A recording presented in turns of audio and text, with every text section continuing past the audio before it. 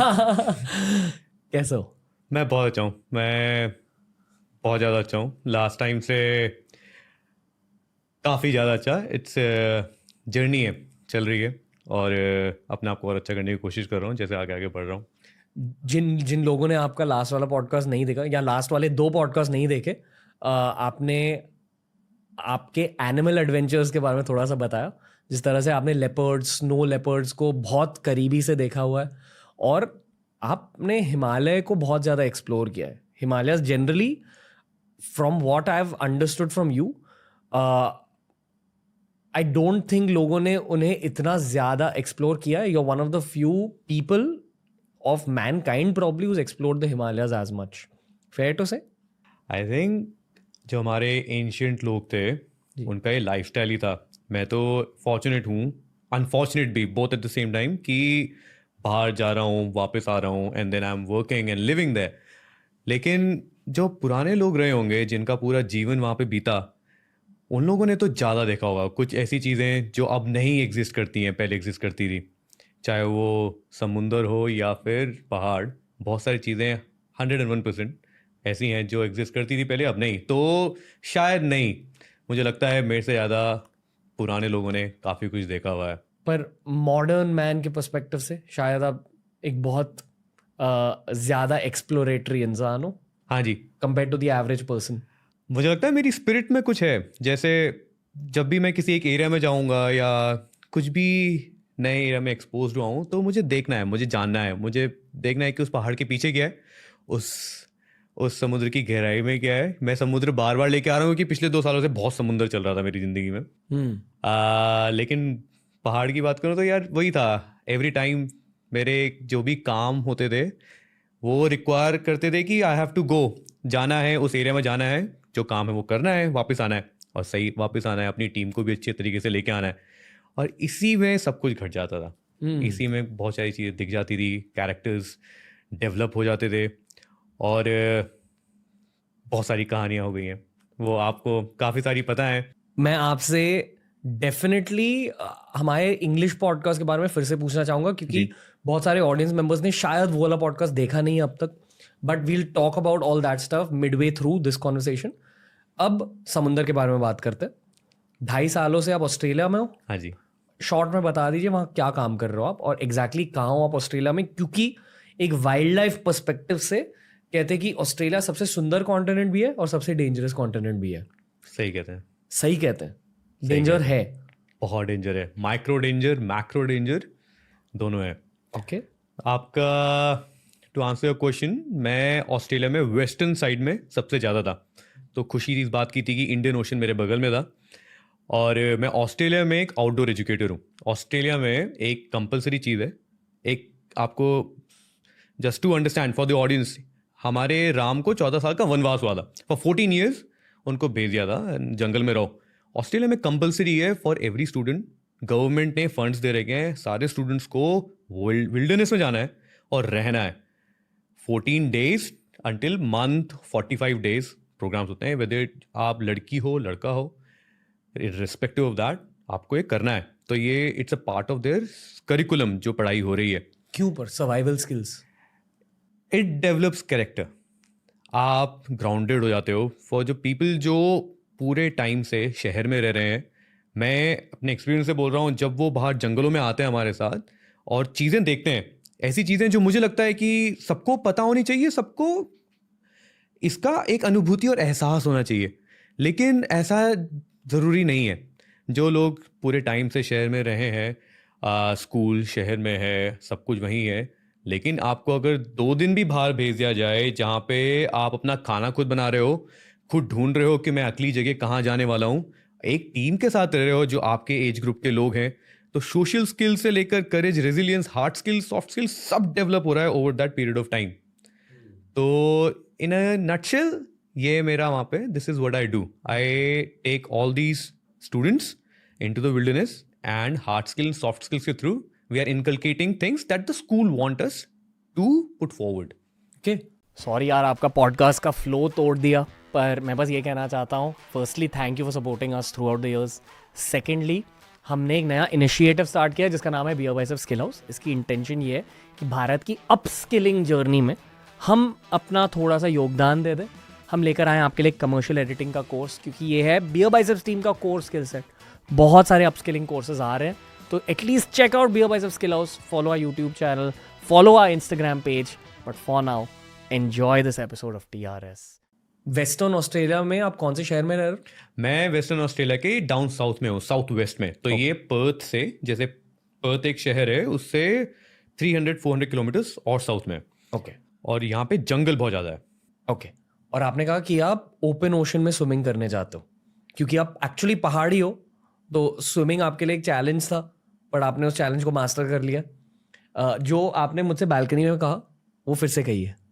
मुझे लगता नहीं मैंने मास्टर किया है, मुझे लगता है अभी बहुत लंबा जाना है मास्टरी करने के लिए। लेकिन बालकनी में जो आपको कहा मैंने, यार समुंदर बहुत बड़ा है, और जो एक मेरी स्पिरिट थी हमेशा से एक्सप्लोर करने की, वो इट हैज़, उसने ना मुझे ट्रबल भी दिया है, बट एक सुखी और अनुभूति भी दी है। बहुत ज़्यादा खुशी का एहसास भी हुआ है, क्योंकि ना उस टाइम पे प्रेजेंट में आ जाता है इंसान। There is no worry of future, past के जो भी एक्सपीरियंस है सब डिजॉल्व हो जाता है और आप एक मोमेंट में प्रेजेंट हो। और वो जो फेज है ना, वो बहुत एडिक्टिव है, एटलीस्ट फॉर मी। जब मैं अगर पहाड़ में, समुंदर में, किसी भी एरिया में जब मैं एक्सप्लोर कर रहा हूँ, उस टाइम पे मुझे किसी ने रोक नहीं रखा है, ना फ्यूचर ना पास्ट। तो एक प्रेजेंट में होने का एक बहुत अच्छा एहसास है, जो मैं कोशिश करता हूँ अपने वर्क स्पेस में भी करूँ। लेकिन उसके लिए फिर एक एनवायरनमेंट चाहिए, एक वाइब चाहिए, अलग होना है सबसे, and have to sit down. क्योंकि पहाड़ों में और समुंदर में खतरा होता है, इसलिए प्रेजेंट में होना बहुत जरूरी होता है। बहुत ज़्यादा। ये देवांग नहीं कह रहे, बट दैट्स द ट्रूथ। ये सच है, ये सच है। तो नज़र हटी दुर्घटना भी घट सकती है। और स्पेशली ऑस्ट्रेलिया के ओशंस में और भी ज्यादा डेंजर होता है, ऐसे लोग कहते हैं। ये सच कहते हैं। क्यों? पर मतलब जैसे अगर आप गोवा गए या इंडिया में कहीं भी किसी बीच पे गए, तो मैं हमेशा लाइफ गार्ड से पूछता हूँ यहाँ शार्क्स होते हैं? हर कोई कहता है नहीं नहीं होते, यहाँ कुछ नहीं होता। मरीन कमांडो से भी बात करिए, यूजुअली भारत के आसपास इतनी ज़्यादा मरीन वाइल्ड लाइफ नहीं होती, पर ऑस्ट्रेलियन शोर्स के आसपास टाइगर शार्क्स होते हैं, ग्रेट वाइट शार्क्स होते हैं, आई डोंट नो और क्या क्या होता है। बहुत चीज़ें हैं वहाँ पे। मेरा जो वोकैबुलरी है वाइल्ड लाइफ ऑफ ओशन, मेरा बिल्कुल नहीं था, ज़ीरो, नल। मैं आईडीज़ लेके आता था और लोगों से पूछता था। कभी कभी लोग मुझे बताते थे कि यहाँ पे वो चीज़ है, यहाँ पे मत जाना। और ये मार्क, मेरे काफ़ी इंजरीज हुई हैं इस दौरान जब मैं ओशन में था। और ये मार्क्स आते थे, किसी ने काटा है तो मैं काटने का जो दिखा रहा है वो दिखा रहा हूँ आदमी लोगों को कि ये किससे आया है, तो बता रहे हैं ये स्टिंग रे होता है, इसकी स्टिंग का स्टिंग है।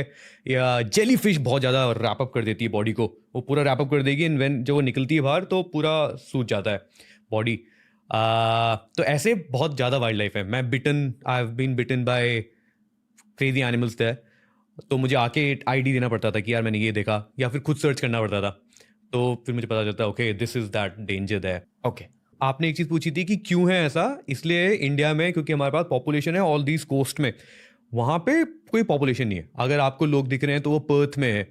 पूरा इतना जो बड़ा कोस्ट है, 3 टाइम्स ऑफ इंडिया है ऑस्ट्रेलिया, कोस्ट तो और भी बड़ा होगा। तो जो पूरा कोस्ट है उसमें कोई लोग नहीं रहते, इट्स ऑल बैरन लैंड। लोग भी होंगे तो यार बहुत कम। तो उस बैरन लैंड में जो ये सारी माइग्रेशन होता है, ये माइग्रेशन हैपन से नीचे से जो कोल्ड वाटर्स हैं, जब वहाँ पे गर्मी होने लग जाती है थोड़ा थोड़ा, तो सारे माइग्रेशन, वेल्स हो या फिर शार्क्स हो, दे माइग्रेट। वेल शार्क्स के लिए तो ये रीजन ही है, डॉल्फिन्स के लिए रीजन है। मैं जहाँ पे काम करता हूँ, एवरी 9:30 इन द मॉर्निंग हम क्लाइंब कर रहे हैं, एट द बैक ओशन है, ओशन में dolphin will come and say hi. It's, we will forget not to go the mountain, और हम लेट हो जाते हैं या कुछ हो गया, लेकिन दे डोंट फॉरगेट। वो उनका एक रूटीन है वहाँ पे, they will always come around and swim past that coast. तो बिकॉज ज़्यादा ह्यूमन प्रेजेंस नहीं है, तो wildlife is flourishing there. Okay, एक दिन आप बहुत ज़्यादा दूर चले गए समुंदर में जी, स्विमिंग की ट्रेनिंग के लिए, तो बताओ क्या हुआ उस दिन? उस दिन बहुत कुछ घट गया, लेकिन वो काम मैं चाहता नहीं कि कोई और करे। तो मुझे आपको थोड़ा सा बताना पड़ेगा कि मैंने क्यों किया। पहले बोलो। जैसे ही मुझे वेस्टर्न ऑस्ट्रेलिया मेरी ऑर्गेनाइजेशन ने भेजा, एक बहुत नया सेटअप था, नया बेस था, बहुत सारी चीज़ें अनएक्सप्लोर्ड थी, बहुत नई नई चीज़ें देख रहा था मैं खुद से। मैं एक रनर हूँ, अर्ली मॉर्निंग रन करता हूँ, तो मैं रन पे जाता था बीच के अराउंड। और स्टार्टिंग के ही दिनों में मैंने आइलैंड्स देखे, अब मुझे एक वो हुआ यार, क्या है इन आइलैंड्स में, ऐसा कैसे कुछ है वहाँ पे। तो मैं लोगों से पूछना शुरू करा, कुछ लोगों ने बोला वहाँ पे प्रिजन है, वहाँ पे लोगों को प्रिजनर रखा गया है। कुछ लोगों ने कहा कि वहाँ पे जो एनिमल्स ऑस्ट्रेलिया में ज़्यादा हो गए हैं, ऑस्ट्रेलिया का वाइल्ड लाइफ क्योंकि बहुत ज़्यादा है, उसको कंटेन करने के लिए ये लोग क्या करते थे, उन जानवरों को वहाँ ले जाते थे, वहाँ पे दे किल देम, स्लॉटर देम उस आइलैंड में जाके। तो ये मैं काफ़ी चीज़ें सुनने लगा। मैं जब रन पे जाता था हर दिन वो आइलैंड मुझे दिखता था और मेरे अंदर और एक भावना आ गई कि यार मुझे जाना है, वहाँ पे जाना है। लेकिन वो जो जाना बोल तो दिया, लेकिन मेरे माइंड ने उसको अब तक अचीव नहीं किया, क्योंकि आई नो माई सेल्फ कि मेरा स्विमिंग का लेवल कहाँ है। मैंने उस आइलैंड के जाने से पहले फेसबुक में एक ग्रुप है उस रीजन का, क्योंकि लोग कम है तो है ना, हर कोई जो इनपुट एडवाइस देगा इट्स और मान्य। दिस इज हैपनिंग 3 दिन पहले वापस आ रहा हूँ मैं इंडिया, और 2 साल से मैं उस पहाड़ को उस पहाड़ है वो पहाड़ इन एन आइलैंड को देख रहा हूँ, और मैं गया नहीं अब तक, बस बोल रखा है अपने आप को करना है। और अब मेरा जाने का टाइम वापस आ गया है, and now I feel like this urge, यार अगर अभी नहीं कराना मैंने जाने से पहले तो मैं कभी नहीं कर पाऊंगा। और ये मुझे जो चीज़ मैं कर नहीं पाता ना बाद में, जैसे पहाड़ों के साथ बहुत ज़्यादा होता था, कोई समिट में चढ़ नहीं पाया, वो समिट मुझे बाद में आके बोलता है कि हाय नहीं हुआ, आई ही इट दैट प्लेस हॉन्ट्स मी, मुझे बताता है वो, अपनी अनुभूति प्रेजेंस कराता है, अपनी प्रेजेंस फील कराता है मुझे। तो it's the same thing, I was aware कि ये भी मेरे साथ होगा, ये आइलैंड विल कम बैक। तो मैंने फेसबुक में डाला, आई आस्क्ड पीपल कि यार मुझे ये चीज़ करनी है, क्या सजेशंस है, कब क्या क्या, what are the things I should know. तो लोगों ने शार्क्स मेंशन करी कि वहाँ पे मत जाना। बहुत सारे कमेंट्स सिर्फ यही थे, लॉट ऑफ पीपल उस रीजन ने लोगों ने रिप्लाई किया कि यार शार्क्स हैं मत जाओ, वाइल्ड लाइफ है मत जाओ, अगर जा रहे हो टेक अ बोट या पैडल बोट लेके जाओ, टेक अ कनू, ऐसे करके जाओ, स्विम मत करो, बहुत ज़्यादा रिस्की हो जाएगा। तो ये सब पढ़ने के बाद मेरे मन में बहुत ज़्यादा नेगेटिव थॉट्स आ गए उस आइलैंड को लेकर। मतलब यार वर्दी है, मैं कर रहा हूँ, मैंने टारगेट सेट कर रखा है।